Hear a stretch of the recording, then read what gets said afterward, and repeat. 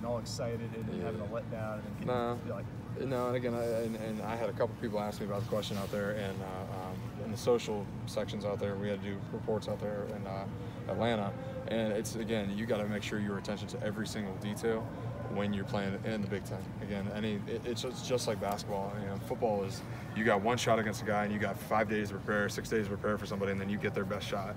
So, you know, we walk in, you know, obviously, you know, as we kind of look back on things, it's, you know, Oklahoma was a hiccup, you know, and again, then Iowa was another hiccup again. And I think that you prepare one time for opponent, and you can't take them lightly, and you got to go in and, you know, 9 units strong, and just go in there and give them a shot.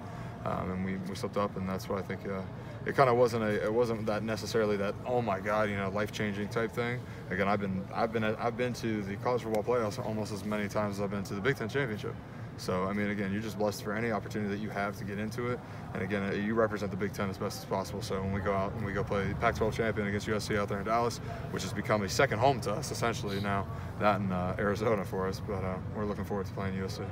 Billy, the fact that you personally already have a national championship ring help soften the blow at all of not making it this year?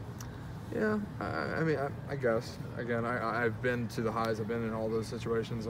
As a young man, a 19-year-old there at that time, 19 or 20, I think it was, whatever. But irregardless, I mean, yeah, you could say that.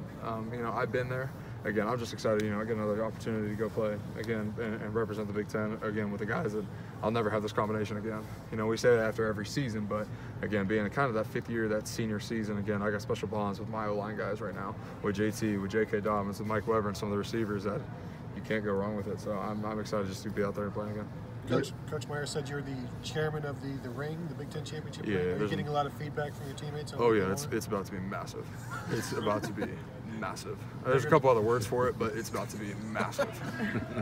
Hey Billy, there's been like a recent trend last couple of years in college football with guys and big-time NFL prospects skipping the bowl game. Have you guys talked about that as players? And do you think anybody? Not a chance. Not a absolute not a chance. I think that the brotherhood on this team, and even in years past, you know, Ezekiel Elliott came out and spoke about that too, and said, you know, if anybody were to sit out of a game after you play at Ohio State, there's something in a character that maybe I don't know if you belong here if you sit out of a game, and I truly stand by that, because again, the brotherhood and the tradition of excellence that we have here and the love that we have for this team, offense, defense, no matter what position you play, no matter where you come from, no matter white, black, Asian, Polynesian, whatever the case is, I mean, the love for one another is, I mean, it's real. And so I don't think any of my guys will sit out, whether that be offense, defense, and again, I can speak for the whole team on that behalf.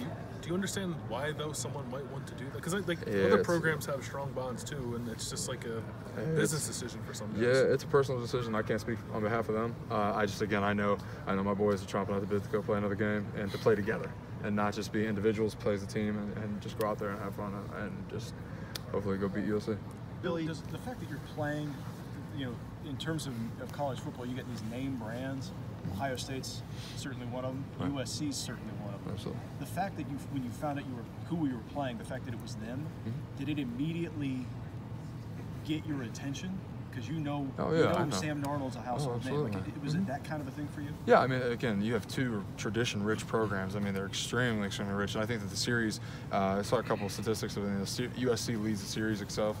And so you have a rich tradition playing USC itself. And seeing Sam Darnold and all his draft hype and all the, you know, the accolades that he's been able to collect and the recognition he's been able to. But again, I mean, and I know somebody on the USC side. I had a kid, and I was at the Nike internship, you know, met one of the counselors. His name's Teo, excuse me, he's number 50, he's a left tackle for him. So again, it's kind of, and I said this in Atlanta too, college football connects you with so many different people, and from the Pac-12 to the Big Ten to the Big 12, wherever you're at. So I mean, it's going to be special for us. Again, representing the Big Ten, and that's what we're looking forward to.